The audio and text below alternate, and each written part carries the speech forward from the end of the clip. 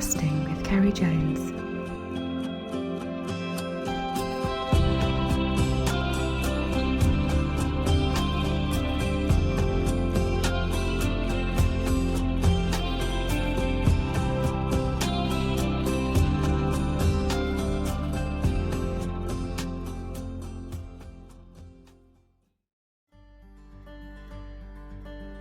For this week's episode, I head over to the west of Ireland to County Galway.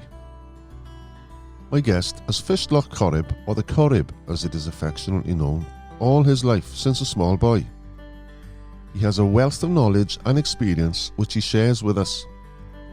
He chats about early season fishing and duckfly holes, as well as summer caenis. Corrib is such a vast lake, and even though I have fished it myself for nearly 30 years, I had never fished the areas he talks about, and was so looking forward to catching up with him. Welcome to my chat with Mark Regan.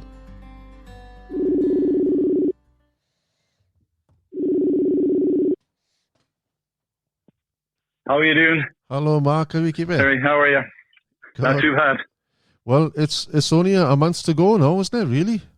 Come Friday. Only a month ago now, as I said, I have a big list of, I was posting up on Facebook there, a list of flies. I had the naughty flies, like the humongous and the minkies, and I had the kind of dabblers and the kind of shrimpy patterns like the hare's ear palmers and things like that we use on the kind of from February to the first duckfly hatches really, and I had them all lined up. I don't think I've ever done as much time because we've had so much time this year, you know. We haven't been able to fish all the time. I've been lucky to be able to go fishing a good bit last season because I'm close to the lake. But you'd fished the humongous, I think everybody is tying a lot of flies.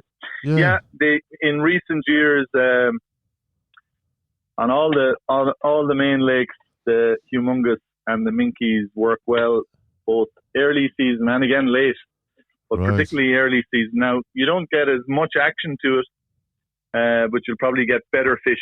So I kind of divide that early season fishing up. You can kind of go with the humongous and the minkies and fish them maybe in deeper shallows of, you know, kind of 5 to 10 feet.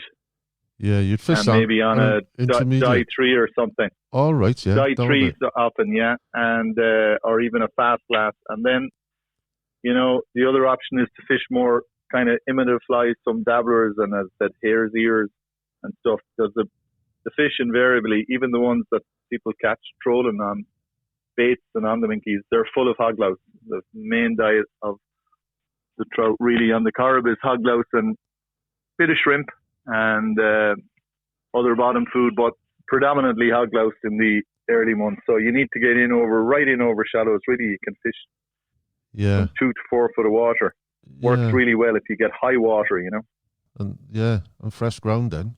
I suppose they're hungry then as well. They're looking for a big meal, so I thought probably the bigger flies. There, even though the amount you'd be, you know, I've got photos, the amount of hog louse that's in the fish at that time of the year, you'd wonder how they'd ever take anything. And if you could actually, I often think if you could crack, and I've tried, you know, fishing little hog louse imitations slowly, like buzzes near the bottom and everything. And I've never kind of cracked it. I've got good fishing days in the early season, just fishing kind of general wet flies. And there are a few, as I said, like the hare's ear and the fiery brown dabblers seem to work really well for hog louse feeders. But the amount of hog louse that are in the fish is just incredible. I mean, even the trollers who fish the natural minnow and everything, fish they catch, big fish, you know, 6-7 pounds, they're full of hog louse. Absolutely nothing else. The grazers, and they graze in the bottom. Hundreds of them graze in the bottom. Hundreds of them in the fish. Yeah. You know, and they're in fairly shallow water. You know, you can meet those fish in 4 foot of water, and inevitably you get better days on the wet, like all wet fly fishing. Really, if it's a breezy day and a warm day, you tend to get them. You tend to get more fish. But then even on the hard days, you might have a big slog, and you say, "God, the fish aren't feeding today." Yeah, you might pick up one fish on a humongous, and they're still full of hog louse, so full, you know, all the time. It's rare to get a fish in that early season that isn't that isn't, if you're going to catch a fish, they have been feeding. Now, probably there are days when you don't catch them and they're not feeding. But when they're feeding, boy, are they eating hog louse. They really go through a lot of it. And it's great for them. It puts on a lot of, weight, and it's a rich food, Yeah. I've had a few decent size, a good few pound fish, and there's two distinct types. There's one with a small head, and they're quite fat, which I put it down to. They're the grazers. They're on the bottom, and then there's the other type there, and they got the bigger heads, and they're probably more into chasing the fry and stuff, Yeah, and certainly they're very distinctive. Like normally the smaller heads are just faster growing fish, so you'll see a very big distinction between the upper lake fish. And even in the upper lake, if you take the fish of the open water out in the open shallows, they'll be more like that. They'll be slender, their heads will be a little bit bigger. They're often very active when they're hooked, they'll jump on that. And then you'll get the ones that are in the enclosed bays, like Ballynalty and Ballycurn, and the lower lake fish. They grow faster, they've got richer feeding. They don't have to swim around as much there. And they're, like you said, they've got the small heads and big kind of thick shoulders. They're like the fish you get in Sheelan nearly. Just a richer environment, It's the same even in a river. You'll see some river fish or even fish in the Con Canal, because they don't have to move around much. They get a lot of food. It'll be like the chalk streams in England. They're solid, they're solid fish. They grow quicker. Yeah. And that's it, And the lower lake fish are really beautiful. They're like grills. They're some of the bays like a really deep fish, and they're nearly pure silver because there's a marl bottom. They're like the fish in Cara. Whereas then on the upper lake, you've got the more golden trout with the more distinct margins and the kind of gold sides. Because you were based down in Moycullen, so would you normally fish the lower lake more than the upper part? I tend to kind of migrate a lot with the hatches. So I find the middle lake around Birchall and that, which is where I have my boat. I have a boat moored there, and then I have a boat on a trailer. So I'll fish, the lower lake a lot in the early season. And then once the mayfly comes, the fishing gets more difficult on the lower lake because it's shallower water. It's far richer. Yeah. But when it heats up, the water gets less oxygenated. There's more weed down there. And once the hatches peter off, once there's not a definite hatch there, it's a lot harder to catch fish except in the evening time. Yeah. So I kind of migrate really with the hatches. I'll fish the lower lake a lot because the fish are bigger down there on average. Till about, the summer buzzer is over. And then for the mayfly, I'll start moving up. And the autumnal fishing is nearly all done in the upper lake. I really love that fishing to the sedges and Daphnia. And then even just for the fish that as they're the bigger trout as they gather off the points and that in September, even August, they'll start gathering in kind of known areas for big fish will gather in certain areas, off points and headlands. Do you find that the fish will travel from those areas you mentioned down the...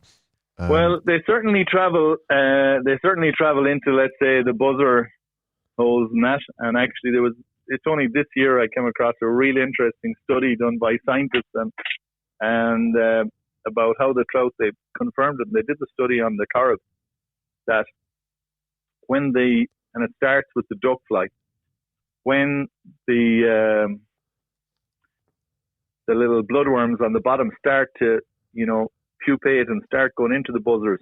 Yeah. The trout can actually smell that.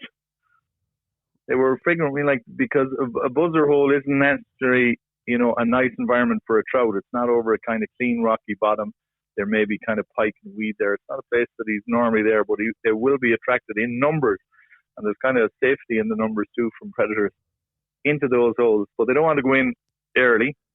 And it was kind of a mystery as to how they seem to know how to go into the holes, because before ever the duckfly hatch, they start to pupate on the bottom. So the trout could be feeding on the pupa 5 days before you see a duckfly at all. And that's when you really can get good fish if you're brave enough to fish the buzzers, because nobody knows that the duckfly is actually up, but the trout are feeding on it. But what they discovered is they find that by smell, which is how trout and that find their spawning rivers and that as well, how the salmon can get back to there. So their sense of smell must be pretty Awesome. I was telling that to a friend of mine, and he said we should rub our epoxy buzzers with with the buzzers that we take out of the trout. We should. Do you know what? That's not a bad idea, is it?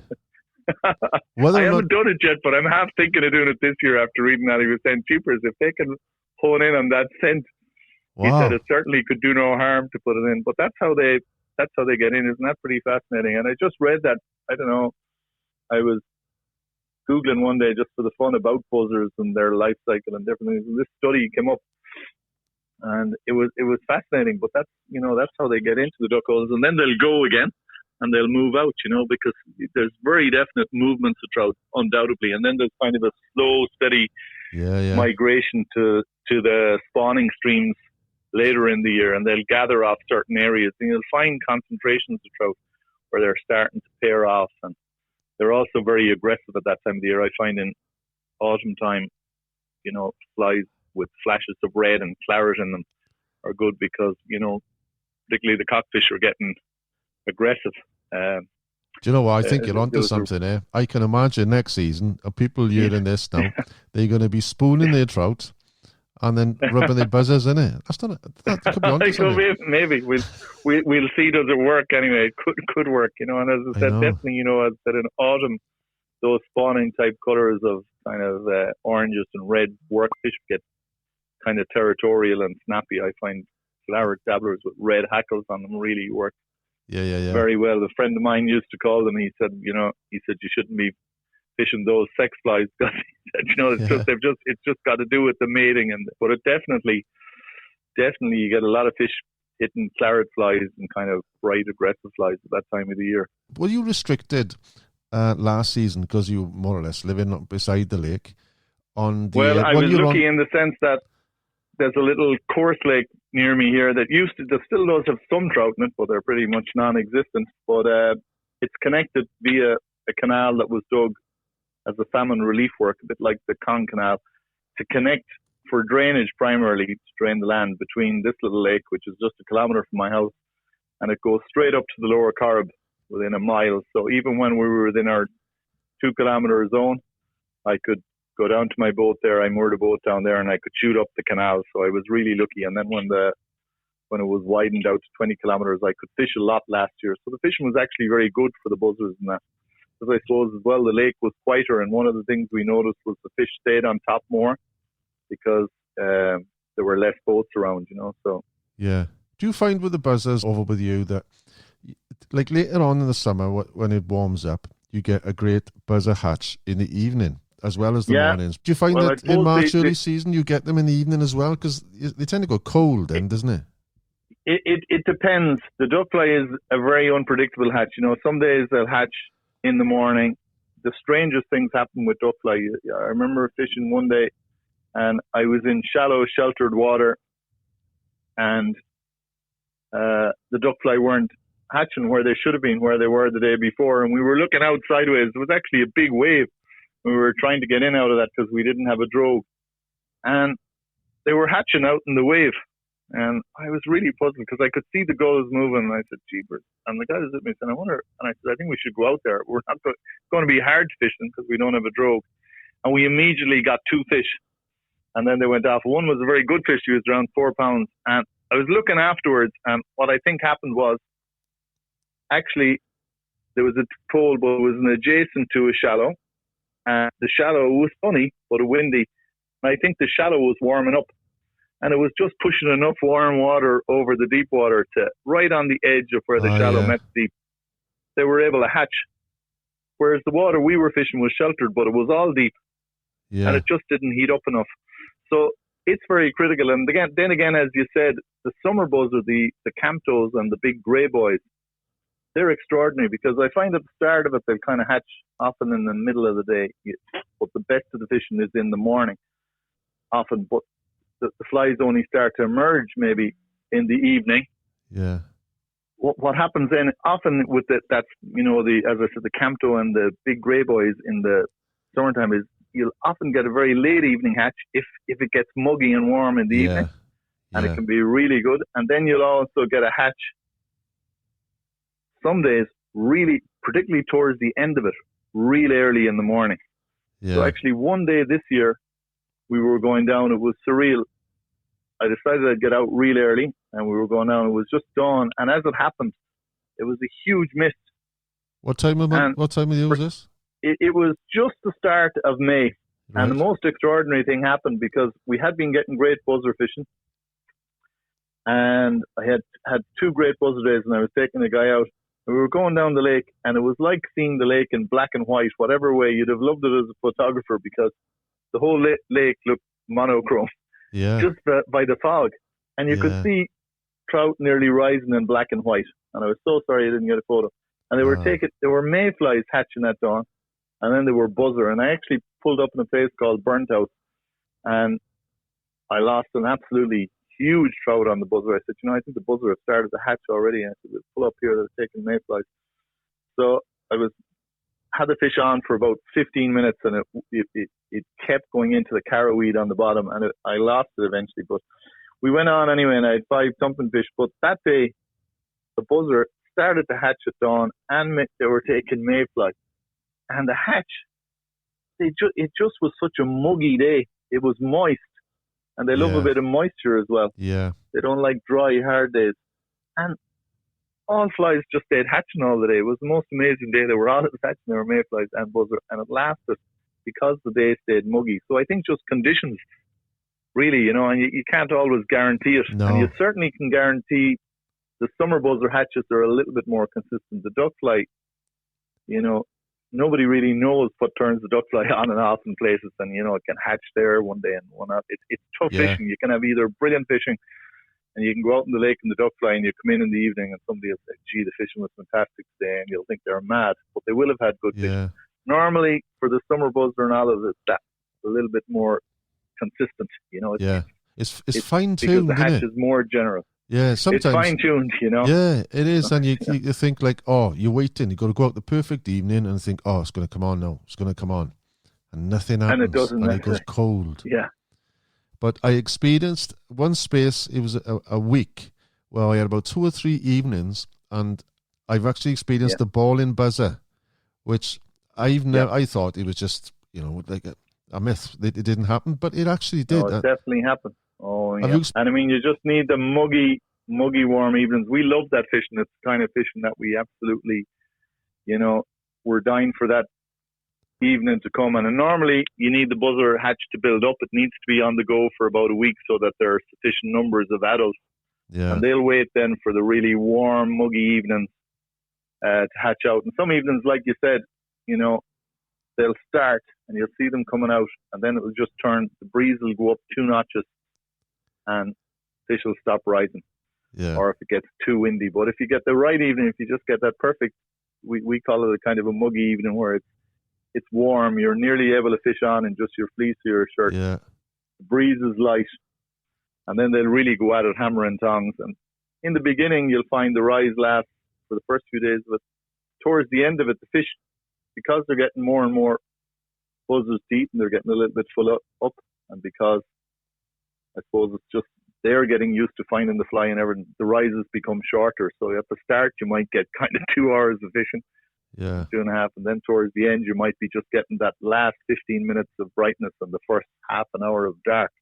But it's really, even doing it in the dark is so exciting, because you're just fishing by sound and you can hear the rise. Or maybe if you're lucky, if there's a bit of light cast into it, and and they're great fish. You can get some really, really good fish at it. Some of the best fish. And you're looking out to the silhouette almost, and you're thinking, is that a fish? And as you think, is that a fish? You feel your line going, and he's taking it. You can't beat it. And as I said, the different flies have evolved. In the beginning, people used to just use kind of big, bushy Palmer dry flies like big Griffith gnats and ball and buzzer patterns, and now they use kind of well hackled little hoppers, or another great fly for it is the Shipman's is good. I find Shipman's is good, and they put actually we fish a little hopper that you spin squirrel hair into a hackle so that it sits up well, and you get a kind of a fuzzy front to the buzzer and a little curved green abdomen then, and legs, and just the legs act really as triggers, and you just kind of can figure of eight that, ink it up and figure of eight it really slowly. and they'll really take the rod out of your hand, really. Yeah. But Well, let's hope you get the weather, because a couple of times when I've come over for the duck fly, it's been so rough, I haven't fished. You come over for a week and you might get 1 or 2 days. It's been like a gale. So the duck fly really is all about, particularly, as I said, the Campto and the big grey boys that hatch later in April, and that, it's easier to get the weather for them. And if it's warm and windy, in fact, one of the best days we had this year was a windy day, very windy day, but it was right at the start, but it was really mild. And we had the drogue out, and to be honest, I was nearly worried about the drogue because it was really a windy day. But we had tremendous sport. We had 14, I think, pumping fish, and it was warm. But the duck fly, because you're talking about March and early April, if it's windy, it's normally cold, and very often they are hatching. Yeah. But the other thing is they're not building up a kind of concentration, so the fish don't go on them as much. So what you've really got to do on those days is try to imagine the most sheltered, sunny spot you can find on the lake, where duck fly hatch, and get to there really, because it's very hard. It's looking for the shelter, So if there's I think last year was, and the year before, we got an awful lot of easterlies. So you really had to go across the lake. Like if you're based on the west of the lake, like I am, you had to cross the lake and go to the bays on the east side, like Ballynalty and Ballykern and all of the ones on the east side, to get the shelter. To get, because like you said, a rough day, and it's very hard. Even the fish are already zoned in on them. So whereas you'll get good fishing just on the shallows, once the duck fly comes, you really have to find the duck fly holes to get the fishing, because the fish just, as I said, that mystery was a little bit explained to me by that study. An awful lot of the fish seem to head for the duck fly holes, and they just go off. I know a guy who trolls a lot with natural minnow and stuff, and he's real expert at it, but he says some of those guys don't like to see the arrival of the duck fly. Fish go off they go for the easier pickings. They go in on the duck fly holes, which is a good thing for the fly fishermen. So will you go out now as soon as it's open, or do you give it a while? Opening day, I'll be out every year, and I'll probably fish the lake. I've got a saint for a wife, but I fish the lake at least twice a week right through the season. That'd be a minimum. I think once when I was young, I think I did 16 days in the trot once in the lake. Now that wouldn't have been full days, because I might have been working early in the day, but it would have been May. So a lot of the time in May, I'd go out in the evening and I might fish sunken buzzers if I'm finished up work at 5 o'clock for the first couple hours, and then hopefully, as you said, it's all about if you get that magical evening, if you get the muggy evening, I'll go on the dries and look for the fish feeding on the adults. The only time, I suppose, July can be a difficult month, and late June, early June, we can get good caenis fishing, and then I take to the hill lakes. So that's where I kind of started my fishing as a kid. There's so many in Connemara. There are so many good lakes, Some of them I was going to ask, when did you start and how did it come about? Yeah, well, I suppose I started in a river. My dad was a real keen angler, and he would have fished competitively and would just love the lake, and it would have taken us out on the lake. And he was also a member of the Corrib Navigational Trust, and he examined all the markers on the lake, all those markers that you see did he? every year, and check those out. So as a kid, I used to travel all the way from Cornamona right down into the river in Galway, checking all those markers, because he used to do a survey on them to check what ones needed fixing and everything every year. So I used to love being taken on that trip. It usually took 2 days, and we did a little bit of fishing, sometimes in between trolling and that. But he took me fishing in a little river. I suppose I was about 7, and I was dapping a grasshopper, and unfortunately my sister caught a fish that was longer than Dad's hand, which was his limit on that, so he was very strict on you had to put it back. Yeah. But I was straight back the next day to try to catch one. I persuaded my mother to bring me up to catch one that was bigger, as big as his hand, and I took that home proudly. So I started on that, and then my uncle used to come from England every year. He worked in the motor industry, and he actually retired to Ballynalty Bay eventually, but he loved fishing. my uncle on my mum's side, his dad was another keen fisherman, so there's a lot of fishermen in the family. And I used to catch all the grasshoppers for him, so I had dozens caught by the time he arrived. And he always bought me, in those days you couldn't get orange and mint club milks in Ireland, and you could in the UK. And so he'd bring me over packets of these, and one year he came with a telescopic fly rod and a fly reel for me. And I suppose I was about 10, and I still had the butt of that. It went everywhere with me and caught an awful lot of fish. So that was the start of me fly fishing. And as I said, I did it mostly on the mountain lakes and kept going as far afield as I could go on my bicycle. And then when I was kind of 16, the Corrib was always a little bit slow for me when I was young. I wasn't catching enough fish. But the mountain lakes taught me so much on the rivers, really, you know. Dad fished on the lake until he was 86. Did he? And there's a man here in Moycullen. He's still alive. He's amazing. He fished the weir at 100, the salmon weir in Galway at 100. Now, he didn't wait, but he fished the weir all his life. He gave up fishing on the Corrib, he said, because he thought it was a bit dodgy him going out in the boat when he was 90. But he fished the weir and caught 2 fish. Owen Trill, you had no Owen Trill. And Owen Trill put up a photo of him on Facebook with, I think, 2 salmon at 100 in the weir. So maybe it is true that fishermen live to be old. I hope it is. That would be good. I tell you what I noticed about these. You see pictures in the pubs of people with maybe a 10-pound trout or a 20-pound salmon, even from like maybe 60, 70, 80 years ago. And they're on the boat. And when you think about it, they didn't have engines then, did they? So wherever they went, they just had to row. Yes. Yeah. Oh, they were the early spring fishermen. My dad used to tell me about those in the Corrib, and they went out in the one-man punts, and they were commercial fishing. The fish were sent from Ouderard by bus or train. There was a train that time, and they were in Billingsgate 2 days later, and they kept, you know, those fishermen. That was their job. And then later in the year, in May and everything, they took out the rich gentry, gillying them. But when they did the spring fishing, Dad was saying they sometimes slept underneath the punts. So you can imagine in February how, you know, I mean, we've got all our modern gorgeous clothing and everything now. They probably had, you know, oiled cloth, keep them thing. They were in rowing these punts with 3 hazel rods. So they were extraordinarily skillful, keeping the 3 rods going. They took the line in by hand. They had a net to net the fish. And they sometimes slept underneath that punt in a bag of with a bag of straw to keep them warm. So they're pretty phenomenal, and they knew the lake really, really well. You know, they had to know it. And if they caught a perch or something like that, they would eat it and fight, but they never ate the trout because they were too valuable. Yeah. So as I said, and I believe that the trout from Ballindiff Bay, it's documented that in Billingsgate, you got a bigger price for them because, like what you were saying earlier, they were the really short, deep, fat fish, and they were really pink-fleshed.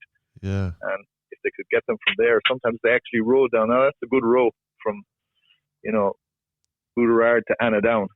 They must have had arms like cow's legs. Oh, they must have been unbelievable men, really, you know. Just to manage the boat that day, you know, I suppose they just did it steadily and consistently. And they're small boats, you know. And if there's any kind of a big wave at all, it's like being in a kayak. You really need to know what you're doing. And there's a few people still use them today and just do a little bit of it just to keep the tradition alive. The other thing I was going to touch on as well, how dangerous the place can be. Because I remember telling you a story. I was out one day and I was going out from Ashford Bay and I could see a boat drifting towards me with no one in it. And that turned your stomach over when you come across a boat with no one in it. Yeah. And then I was looking at the direction then of where the boat would have come from. And there it was. There was a guy, Colin Higgins, his name was. And he was on the island waving his arms. So I was relieved then. He'd just gone into the side and didn't tie the boat up. And then he just came out. But and it's funny thing is, for years, I only used my life jacket to sit on. But the last 2 or 3 years, I always got it on. No matter if it was a nice day even. Well, again, my dad had us so grounded in that. First of all, we absolutely have to have our life jacket, and I'm still absolutely, no matter how calm the day is, no matter where I am, no matter what lake, I'm petrified I feel that Dad is just actually going to speak to me or give out to me from where he is in the happy fishing grounds. If you didn't tie the boat, that was the biggest sin. And unfortunately, I remember one March we were up at McVaddy's Island, and or we weren't up there. We were fishing another part of the lake, but we saw the helicopter, and it was a Patrick's Day. I remember it because it was really, really sunny, but the weather had been so cold, and unfortunately, like that, somebody had not tied their boat. It had drifted out, and it was very close to the land. And there were two of them, and one of the guys tried to swim out, and he didn't wear his life jacket. He was a good swimmer, but what he didn't realize is how cold that water would be, because it was the upper lake, and it was still probably only at about 5 degrees.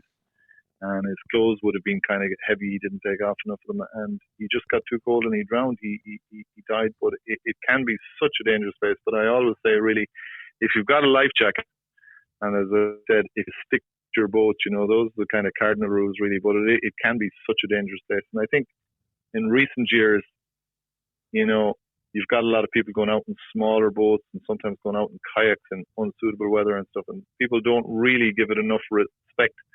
There have been a lot of fatalities and there have been a lot of near misses just because people aren't doing the basics, like, as I said, having a suitable boat. And as you said, you've got to give it a lot of respect. It is, yourself, on a really windy day, it is a dangerous place. And there comes a point, if it gets too windy, there are places where you just shouldn't be out in it. I remember once we actually, there were two elderly Welsh guys who had started off in a bay, and they just didn't realize how windy the open water was, and the next minute they got caught out, and they had a small rented engine, and they couldn't actually even make progress. And we saw them, and we just asked them, and we actually brought them in to guided them into where we had the boat moored, which was sheltered, and we took them back by road. We said, were they happy with that? And they said, and I remember one of them said, it's like the ruddy Atlantic out there, and it can be, and it can change. It can change. So I think the big thing is just to have the respect for it, really.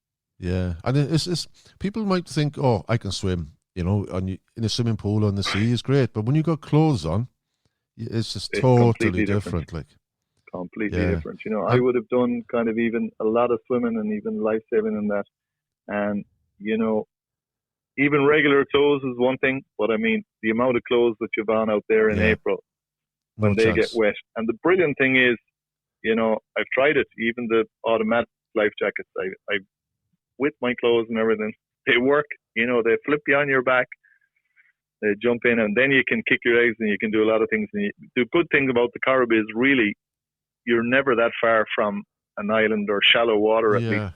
So if you've got your life jacket, unless the water is Baltic, and again, if you've got good, merino wool or something on the early season, good thing, you're going to be safe if you've got your life jacket, unless the cold gets to you. But at least you've got it's madness going out there without a life jacket. And as you said, people might sit on something on a calm day. I always say to the people who are sitting on it, I said, are you going to put that on when you fall in, and is it going to fall in with you?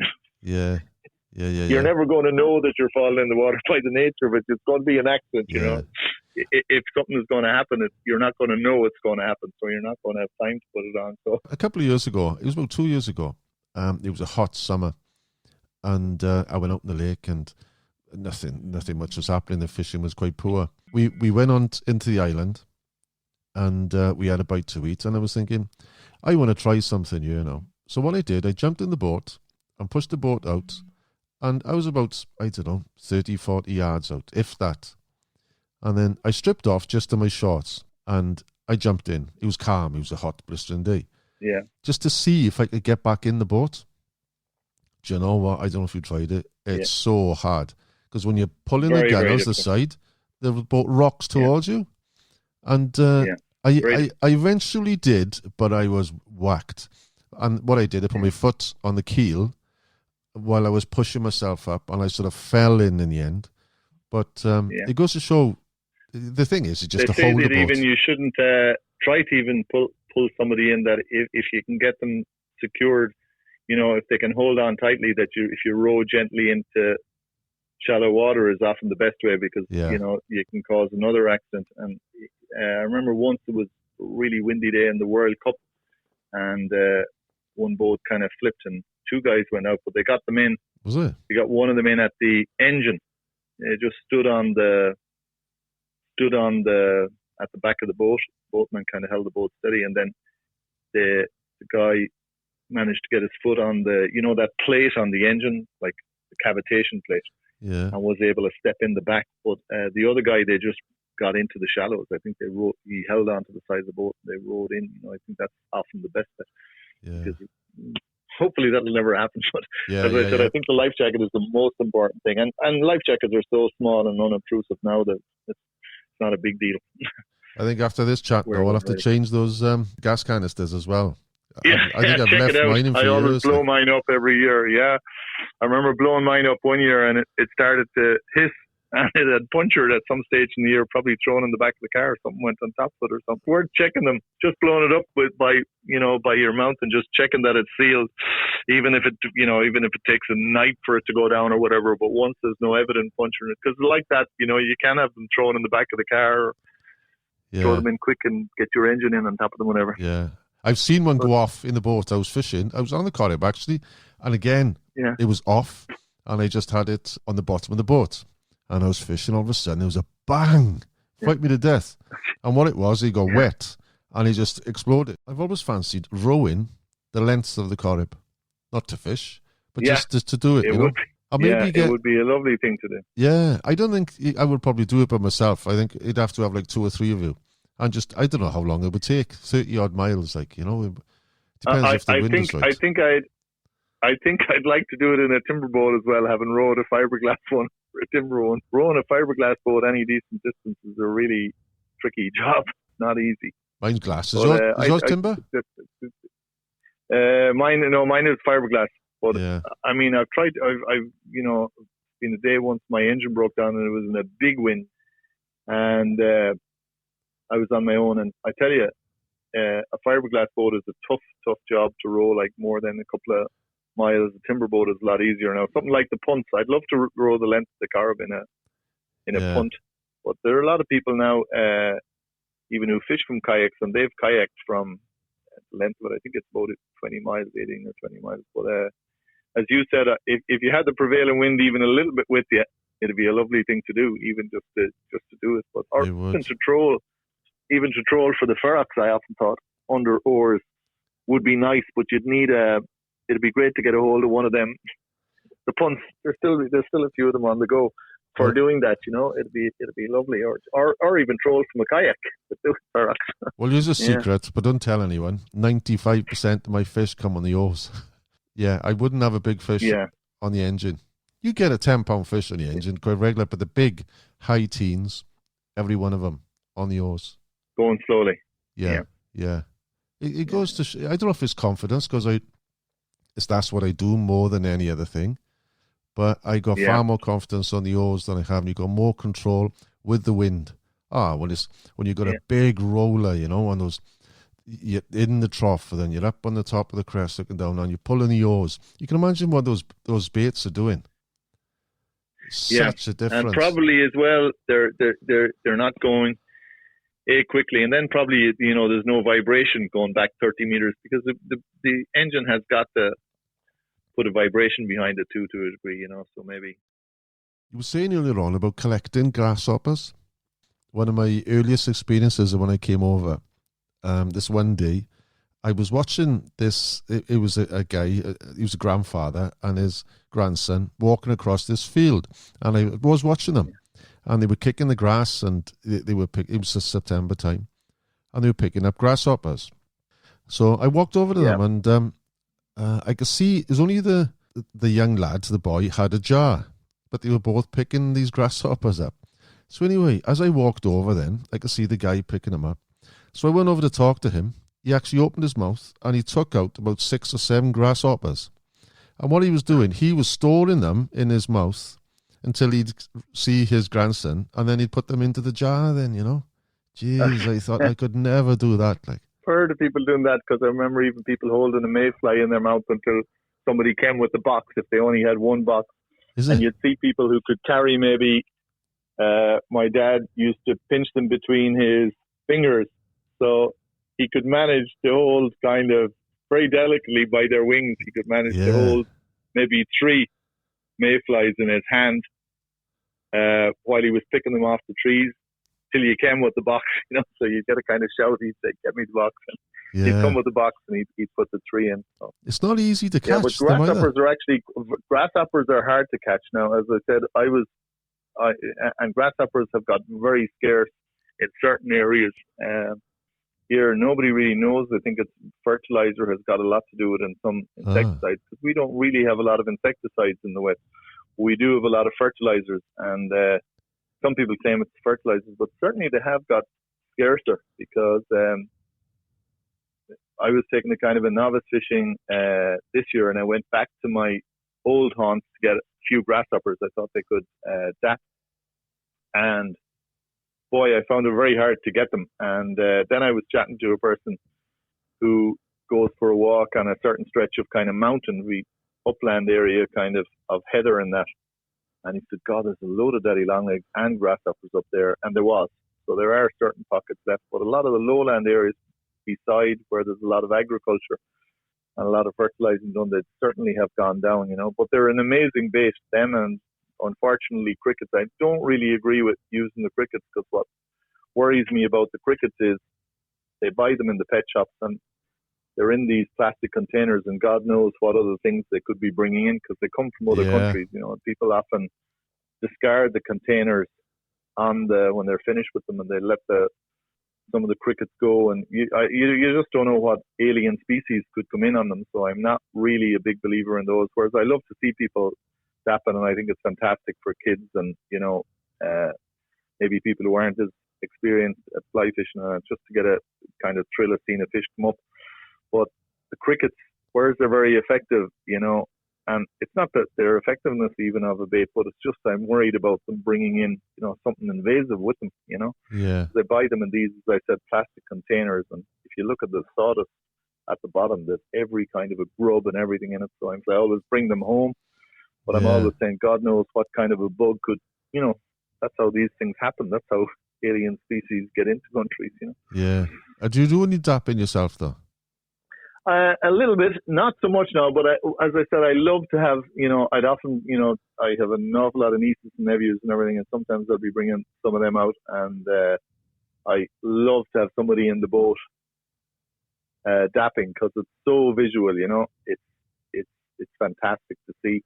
And I'm not a big fan, I suppose, because the rod isn't as, So delicate. even though people are now using more sophisticated rods, they're using kind of light match rods and everything. But I love to see the fish come up. It is beautiful to see a fish, no more than on the dry fly. But usually during the mayfly, I'll fish a lot of dry fly, and even during the olives. So, but there are guys who really specialize in it. I know a guy who catches so many fish, and he starts dapping during the olives, and he daps a single olive. He gets fish in it, but he's got really good eyesight. An olive, and just an olive. An olive, one single little olive. Yeah.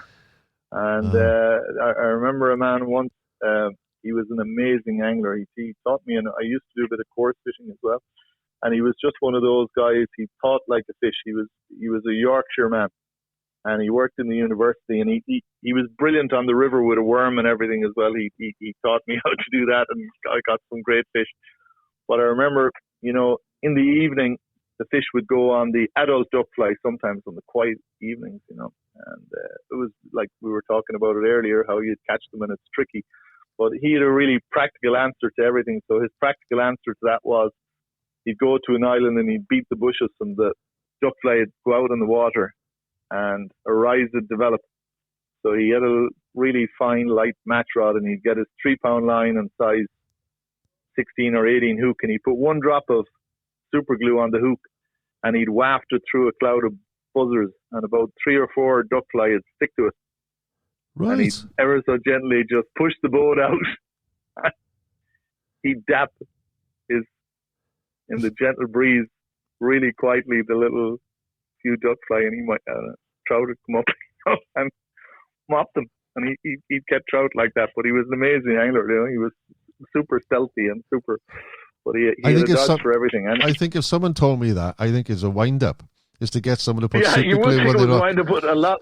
And I remember he was telling me about some rivers. I won't even mention the rivers, that had tremendous trout fishing in them. Now, there were probably trout that were starting their spawning run, but it was early in the year. The rivers were still open.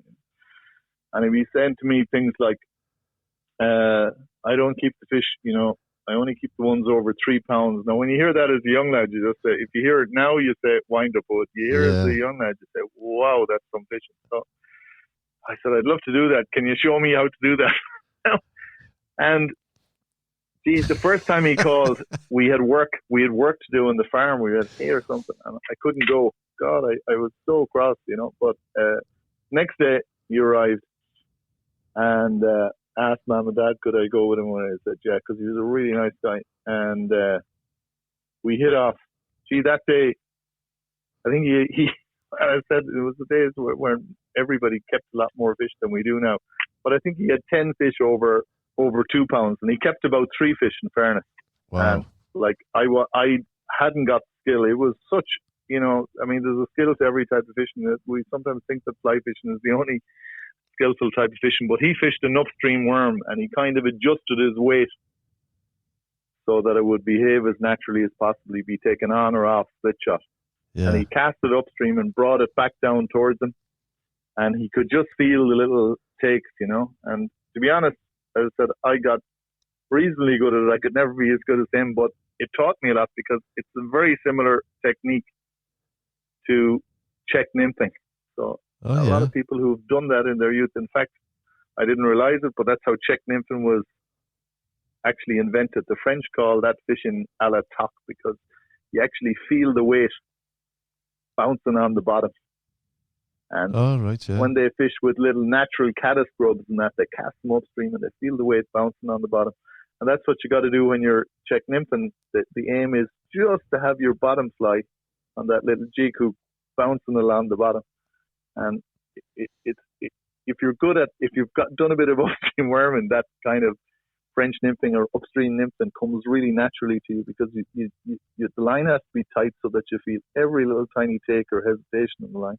Yeah. So that man had a wealth of knowledge. He also used to, again, people thought it was wind up. He discovered that the salmon take, and they take so well both at dusk and at dawn.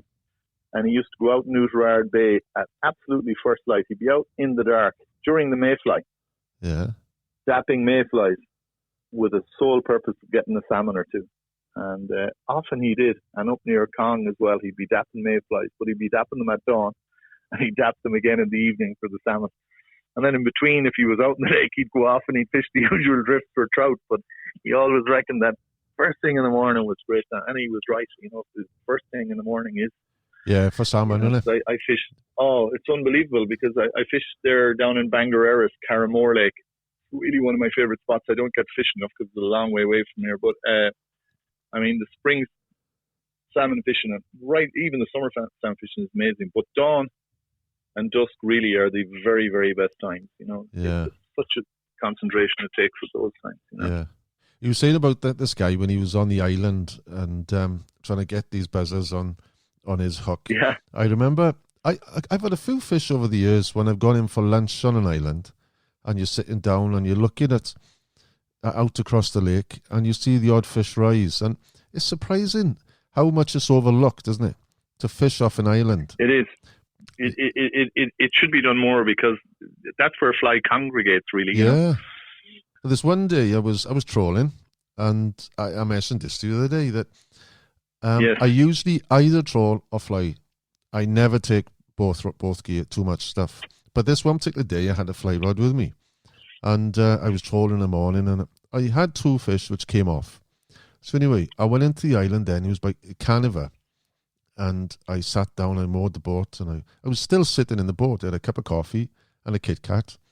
And all of a sudden, plop, plop, plop. There's 1 or 2 fish moving, within 20 foot of the shore. Yeah. And it was quite a bit of a drop-off, actually. It went quite deep. And I kept watching, and they were mayfly coming off, and they'd been blown on the water. There was like a flotilla of them. And they were just coming past. So I hastily then put up the fly rod. I only had some wets with me, I did, so I greased up the wets. There's a Lough Corrib mayfly and a grey partridge, and I greased them up, and then I just flicked it out, a short cast, and cut long story short, within 25 minutes, half hour, I had 3 fish, biggest one, 7.5, just under 7.5, and I couldn't believe it. And it was all to do with just that, being there at the right time, and they were fly coming off. Yeah. And next time, when I have a day like that, I'm going to just tell people I caught them on a little buzzer with super glue, and they'd be all on the island doing the same thing then. And I tell you one thing, the coming around the backs of Ireland, you always get concentrations of fly there, because it kind of fly gets swept into that kind of sheltered area, and even during the olives and everything, and even during the buzzard, that little pocket of water just at the corner of an island is always good for a fish, because fly gets concentrated there all the time. Yeah. So it's like I always say, you've got to look for funnels on the lake. Sometimes even in the duckfly holes, if there's 2 islands or something, and they're behind the duckfly hole, and the wind is blowing in towards that, well, the fly literally gets funneled in there, and that's where the biggest trout will be, because they don't have to move. They just sit there and wait for, or if you can get little currents down in the lower lake near the Narrows, you get little currents in different places. If you can find, where the current is taking those buzzards, that's where the biggest concentration will be fish, because they're lazy. The bigger ones will just want the fly to come into them all the time. Yeah. But it's amazing, as you said, often, particularly on Lough Mass too, you'll be in at lunch and you'll see the fish popping up around the islands, and it's easier. It's hard to fish sometimes. You can fish it like you did from the stationary boat. I think a time that people do a lot of that now is during the caenis, because, you can get such a much lower profile. We do a lot of our caenis fishing now from the boat, but we only use the boat to drive around, and we pop out and we fish from the islands or the reefs, because is it? You can get a much lower profile. The fish are so high in the water that they're spooky. But even from the boat and from the shore, that's magical fishing. It's very tricky fishing. Yeah. But it's quite magical, Yeah. I've never actually gone out and fished the caenis, because it's normally very early in the morning, isn't it? And more often than not, you've had a few pints. It's really, you're out at dusk, really. I did it a few times before school, and I found that really hard for 2 reasons. Because first of all, I'd get up really early. I'd have been working the day before, but I'd get up I might get up at 3:30 or 4. And what used to kill me was, if the fishing was good, I still had to leave it at 8 to get in for work. And then I used to be great at work till about 12:30.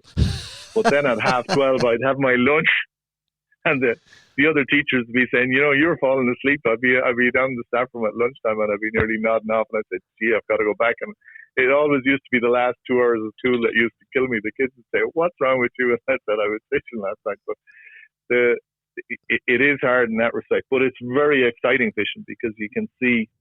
I did a good bit of it this year during lockdown.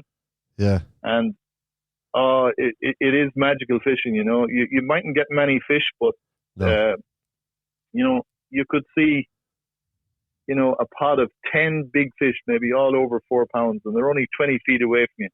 And they're literally eating every fly in sight. And sometimes they'll miss your one. And I had an amazing moment this year. One of my best fish, he was 4.5, but you're getting these fish on 3.5 pound tippet. And he literally ate every fly. There was a pod, and this particular fish in the pod was opposite my flies. And I said to the guy, Bernard was fishing with me, and I said, Bernard, he's actually eaten every fly. There's only my fly left. He either has to take it now or reject it. And he took it. And we both thought it was literally 15 or 20 foot from the boat. And, they get such a fright when they're hooked, and then the whole shoal, the pod that's with them all, erupt. It's like fishing for mullet in the sea or something. Yeah. And then he's on. So, and it's often in bright sunshine, it's so different to the rest of the fishing. But it would also drive you crazy, because, you cast to so many fish, and there are days when it goes right and you'll get a couple of fish or 3 fish or 4 fish, but more often than not, you might get one, and some days, like, you get skunked, you won't get them. Do they switch off like a certain time It's then? amazing. It can go from some mornings. Again, the right amount of wind is vital. Too little wind and you won't fool them. They'll rise. And too much wind, the actual raft, the fly will break up. But there literally are. It's exciting just even to see them because it's like a raft of fly. It's like a solid scum line of fly, and you're seeing maybe 10 fish. They're like piranhas. All you will see is just the dimples. Often you won't even see the fish. You'll just see, and you can actually hear. You can just hear munching up, and then they call it munching. You'll see them just coming up. It's probably visually the most exciting fishing on the lake because you're never going to see so many large fish on the surface. You know, spook and they'll come back, but it's amazing. You know, it's good to see it and it's good to know that there are so many big fish on the lake too. You know, sometimes they rise all over the lake. You know, I've seen it on the local lake with us in the evening, and you get the caenis coming on, and you look at your coat and it's white with the caenis. You know, but it's tough though. Then, but so it's like that, but in the early mornings over there then. It's in the early morning, and it's a strange one because there's a great little mountain lake I fish, and it gets the caenis at dusk as well, like you were saying.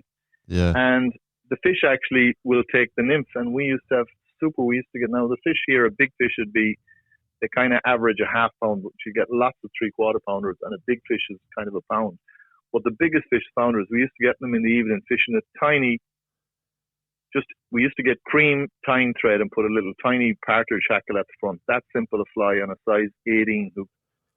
And we just cast it ahead of the caenis feeders, but they would actually be taking the emergent fly. Whereas on the Corrib, they don't seem to feed much on the nymphs or anything that I can see, but they just wait for the huge concentrations of the spinners. Yeah. So if you get the right days for concentrations of spinners, and as soon as it's not concentrated, they won't hunt for it. The fly is too small for that. They want a raft. You know, they're sometimes taking 4 and 5 flies at a time. You know? They're just gulping them down, but they still spot everything because they're so close to the surface. You know, the leader is critical. Then, isn't it? The leader is critical, and you know, sometimes if your leader isn't kind of lying straight, another fish will bump off the leader, and it'll frighten him. Yeah, and he might be miles from your fly, but he'll spook the fish that's heading for your fly, so it can really tear your hair out. It's best really to take turns if you're fishing from the boat and just keep the bow of the boat pointed into the fish and really row stealthily or go on the electric engine. And that way you have a much narrower target. The fish can't see as much of the boat. All right, yeah. Sideways on, it can be our fish from the shore, just anchor up or sneak out of the boat where you see a pod and kind of ambush them. You've got to, you can't really cast at them. You've got to kind of leave the fly out in their path, wait for them to come to it, but it's very exciting fishing. Yeah. You use fluorocarbon then, I suppose, because you did mention when I spoke to you last, you actually use mono as well at times, don't you? Or was that just for the olives? I do. For usually, the most time I would use the nylon is for the olives. And for the last part of my tippet, if I'm fishing dries, unless it's a windy day, if it's a calm day, or if it's for the caenis and you really want that leader sunk, I'll tend to use fluorocarbon for that last, foot or two. Actually, most of the my caenis fishing, I use 3.5 pound or 5 pound fluorocarbon because you can get it really thin as well, and just at the end of a long tapered leader. But if it's a windy day, you might switch up to the copolymer. The copolymer can be really hard to sink and degrease. The great thing about the fluorocarbon is you don't have to degrease it that often on a calm day. But certainly, wet fly, a lot of people, I think, there's 2 times a year where I kind of tend to like nylon, and one of them is for the Daphnia, because if you want your wet flies to kind of furrow in the surface for a long way, then if you use fluorocarbon, they won't do that. Even if you're on a floating line or a slow intermediate, the flies will go straight down. And sometimes that's critical, particularly in the olives. And I've seen days where I've caught fish, and it happened to me the first day. The guy that was with me was on nylon and I was on the fluorocarbon. We had identical wet flies during the olives. There was a great breeze. We could see fish rise, and I was casting to them, I thought, more actually than he was. I wasn't catching them and he was. And I said, his flies must be just higher. And I switched to a monocast, and boom, straight away I was getting fish because, they were just up that little bit higher. So it's interesting. Even Dennis Moss mentions that in his book. He says, we should really alternate between mono and fluorocarbon and copolymer, depending on the needs. And a lot of people, copolymer is a pain, but there's days when, it's good. When on a windy day, I find when the bright day, when the fish are a bit fussy, you can copolymer is that little bit thinner and it will float. It won't be dragging the flies down. If you try, sometimes, if you're fishing on a windy day and you're fishing mayflies and you try them on fluorocarbon or regular nylon, they're getting drowned a lot. Whereas the copolymer, it'll keep them up that little bit longer, and it'll still sink. The last little bit of it'll sink if you degrease it, but most of us don't want to go to the hassle of degreasing it. But I think that is very, I certainly have found days where people have shown me that, there are days when, and again, like for fishing the buzzers in shallow water, again, it's not a thing people do often, but in shallow water, it's a great dodge if your buzzer is getting hung up to swap over to copolymer, and you get a way slower sink rate. You don't necessarily have to change your buzzers or just have lighter buzzers. We tend to fish pearl buzzers, non-epoxied ones in that shallower water, so you don't kind of get hung up. Yeah. When you fish the caenis, do you fish the single fly then? You don't fish a team for that? Nearly always a single one. Occasionally two if there's a nice ripple, or if you're like me and your eyesight isn't as good as it used to be, it's handy to have two. Sometimes one is just as a sighter, so sometimes I can't see that point fly that's 4 feet, but I know for definite that I know the exact distance it is beyond my kind of sighter. And sometimes I'll have something like a DeVoe sedge as a sighter, and they'll take that sometimes on a good day. And then if I see a rise 4 foot out of my sighter, I'll lift the rod, Sometimes you'll actually see the fly twitch a little bit too. So it can act as a little bit of an indicator, that other fly, Yeah. Something which I haven't done, which if I get a chance now, if I come over, I'll try, is this sacrificial nymph, where the boat is anchored. There's 1 or 2 anglers I know which have gone out from the UK to do this, and they anchor the boat, they'll fish a team of epoxies, and they'll have maybe just a heavy epoxy buzzer on a point, or even like just a large hare's ear or something, weighted, so that you're casting out and you're just holding it. Basically, the point fly is just stuck on the bottom or the reeds, and you're just holding it. So then you're fishing your droppers just static. That can certainly work, and it can work not just in the people do that sometimes during even the duck fly. They'll fish something like a big CDC pattern with on the bob, and they just hang their buzzers from it, and it's kind of got two applications. You're better, I suppose. One good time to use it is if it's a completely flat calm day and you don't want to be kind of continually retrieving or casting. Yeah. And the boat isn't really moving. You can actually cast your flies in one spot and leave them, and then you're not really disturbing the water. So it's very useful on a really flat calm day. And the other time where it's difficult to actually, if you've got a bit of a wave and retrieving and keeping up with your nymphs is difficult. If you've got that floating fly, you can actually see whether you're moving your nymphs or not. So if you retrieve, and if you see that fly move, then you know you're actually moving your nymphs. And as well, it's harder to feel the takes on a windy day. So both, oddly enough, it can work very well, that technique, on a very windy day and on a calm day. Those are the times when people use it most, But what is I've never found it to be any better, and than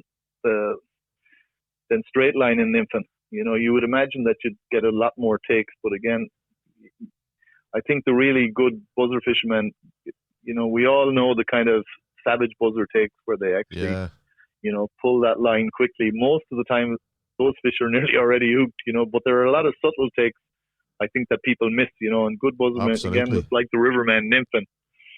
Sometimes you just are retrieving and you know that there's something funny about the line. You don't even know what. You just lift it up and the fish is on. Sometimes I think a lot of takes are missed when the fish is coming towards you. Yeah. And then actually some of the tension goes out of the line. And if you're kind of used to the tension that's in the line, sometimes you'll find yourself lifting the rod and you don't quite know why you did it. There'll be a fish on. We've already been speaking an hour, and I've got notes here. I was going to ask you a few things, but it's just we'll have to do this again further on in the season, I think. Yeah. I was going to talk to you about your competition fishing, about the mayfly fishing on the Corrib, and the mountain lakes and the other waters around Connemara as well, which you were telling me there's fish, it's good fishing to be had in some of them. There's a day's talking about those lakes and themselves, really, and about the other issues. Yeah, what I said, I do love the competitions. I think competitions, first of all, there's great crack, and you meet a whole new band of friends, both locally and abroad with competitions, and you learn an awful lot. Competitions really serve as a great learning tool. I've learned so much from other anglers, and I hope they've learned. There's been some anglers maybe who learned a bit from me, but they're a great learning tool. You see things, even fishing abroad and everything, you see techniques and everything that are really useful and helpful. Yeah. Well, I'm really looking forward now this year to get back over to fly fishing, because the last I would say 10, 12 years, to be honest, I've done very little fly fishing over there. I just got obsessed with the ferrox. But last year, I fly fished quite a bit there, and I loved it. And I switched on, and I'm tying flies as well. And I noticed when I spoke to you, you're a bit of a fly tying holic. You fly tying all the time, I think I tie flies nearly every day of the year. I think I tied a few flies on Christmas Day this year, but it's something that I do nearly every evening, just kind of unwind for an hour before going to bed or whatever. But I love doing it. As I said, it's odd because I think all fishermen are the same. There's probably 40 flies that I use all the time on the lake, and you kind of get 90% of your fish on them, and we're all the same. We know that, and we tie up those patterns, but we still can't help tying up other ones. And, we all have way more flies than we need, but we kind of like tying the flies and looking at them and talking about them as well. So and I think there's a bit of that in it. Yeah, the traditional Irish flies, they look great in a box as well, They do. Well, as I always say, I think there's a bit of art in flies. I can look at flies and actually see them as you'd probably look at nice photographs and everything. There's something really, I mean, and fly, the difference even between, we were talking the last time we spoke about rainbow trout fishing is, and it's very technical, and people who fish a lot of rainbows are excellent anglers, and they teach you an awful lot and everything. But even the flies are more somehow mechanical. There isn't as much kind of romance or beauty about the flies. I mean, nobody is going to get excited about, the various types of fabs or rubies, or look at them for ages and explore the different shades of them, where people can talk for hours about the shades of a sooty olive, or exactly how the hackle should be swept, or whether the hackle should be in front of the wing or be behind the wing or whatever. There's an awful, and as you said, there really are things of beauty. I'm hoping to get to Orkney next year, and they're amazing because they've got a really mixture of flies. They've got flies that are kind of based nearly on rainbow lures, and then they've got a whole pile of very natural flies that have travelled, to other countries, including here, like the sedge hogs and the half hogs and all that, which can be very good at sedge time. But fly tying, I think, really is a hobby and an art, and the top. It's so much, really. It's so much. People can talk for hours on fly tying as well as on fish. We've just proven that, I think, Ceri. It's not a cheaper option to do it, to tie yourself as well. You end up buying so much stuff. So much. It's a dearer option. I think there's an American writer there. I like his books, John Geirar. Oh yeah. And he says, whatever else you do, he says, you're never going to save money. He says, you're not even going to make money selling flies unless you sell an awful lot of them or whatever, because as you said, you just need more stuff. And then there's a lot of waste in the stuff. I was thinking, you can get a little bit of a thing going between salmon fishers and trout anglers, and maybe you can use different parts of the cape, but I certainly find I end up with loads of capes with the bottom part of them. All the top is gone. The rest of the cape is still there. But I'll tell you what I find is quite nice. After a day on the lake, you just go to the pub, and then people show in the boxes or the flies they've caught, and you get some people, they are amazing fly tyers. I mean, they like art. They're lovely flies. But then you get somebody then, and they just got it. They got that X factor. Like if you was a fish, you'd take it. You know, and you can't explain that. You get some fly types to I think your man has a great expression for that, John Gyrick as well. He calls them buggy. Yeah. It's kind of an American term, but there are flies that are very buggy, you know. And I think most anglers will look at a box and straight away they'll kind of zone in on, you know, one or two. And you can kind of see that. I think sometimes, rather than being exact copies, it's kind of highlighting we spoke about the Harry Tom, and if you look at the Harry Tom, you'd say, why does that catch fish during the olives? But if you look at hare's ear fur when it's wet, and particularly the Harry Tom, if it's got a south hackle, what happens is the hackle just folds in, and it nearly makes a teardrop shape, and it looks just like a nymph. If ever you pull a Harry Tom through the water and look at it, it looks just like a little olive nymph darting. And there's no better olive nymph imitation really than a hare's ear or a Harry Tom. And as you said, it doesn't necessarily have to be very tidy. Once it's got the soft hackle in it and the kind of picked out fibers, you can get a fly that looks really nice. But I think people forget a lot when they're tying flies that a wet fly has to have movement. It has to. I always like somewhere in the wet fly, even if it's only at the head of it, to have a soft hackle. It has to have a bit of the hen movement, hackle. you know, the hen hackles, you know, because that kind of pulsating movement is what really makes it. Looking forward to. I'm looking at your fly box actually, you know. Definitely, we'll try and get out for a day during the year. Definitely. Just before we wrap up, there's one question which I've asked everyone: is where would you want to be to make your last cast? Yeah, and that's such a hard question. I know definitely it'd have to be on Corrib because that's probably my favourite, and I fished in I fished all the lakes in Ireland, Melvin and Mask and Arrow and everywhere, and I love them all. And I fish lakes further afield, and I love all them too as well. But it'd have to be Corrib. And as for the time, it'd be kind of a toss up between the late spring fishing, the April time when the buzzers and the olives are at their best, and either fishing dry olives and buzzers for big trout in the lower lake, or the autumnal fishing up around Inchigail and up around Ashford and everything for the really big trout that are making their way slowly to the spawning rivers on a good windy day, on, as I said, claret dabblers and silver dabblers, and getting a big thump in the wave. There's a lifetime of fishing on Corrib. That's one of the brilliant things about it. There's such a diversity of fishing. So, you know, I mean, you mightn't even get to fish at all in your lifetime. There's always going to be a place where you haven't fished. You know, I like to think that I've fished an awful lot of it, but I know that there's an awful lot more places that I've got to learn, so it'll definitely be there. I thoroughly enjoyed the chat, and hopefully we can meet up in the spring. Yeah, I enjoyed it myself. Exactly. We'll catch up next year, or this year, no? We'll definitely catch up sometime this year, please God. Hopefully we'll be able to travel later in the year, please God. Yeah. Thanks so much, Ceri. Take care, Mark. Great talking to you. Soon. Okay, bye-bye. Bye. Great, bye-bye. If this is your first time tuning in, make sure you catch all future episodes by clicking subscribe via the links on my website, castingwithkerryjones.com, or via iTunes or your favourite podcatcher. If you like what you've heard on this episode, feel free to drop me a line via my website. Tell me what you've enjoyed, ask a question, or better yet, tell me what you want to hear more of in the future. And if you're looking for additional tips, tackle reviews or venue information, or just want to see what's been hit in the back of my net lately, search up Casting with Kerry Jones on Facebook or follow me on Instagram. And if you still want more, I'm regularly uploading video content onto the Casting with Kerry Jones YouTube channel, so just check that out and subscribe over there too. Wherever you follow, subscribe, comment or message, I look forward to catching up soon for a good fishing chat. Well, I think that's all for now. So until next time, tight lines and don't strike too soon.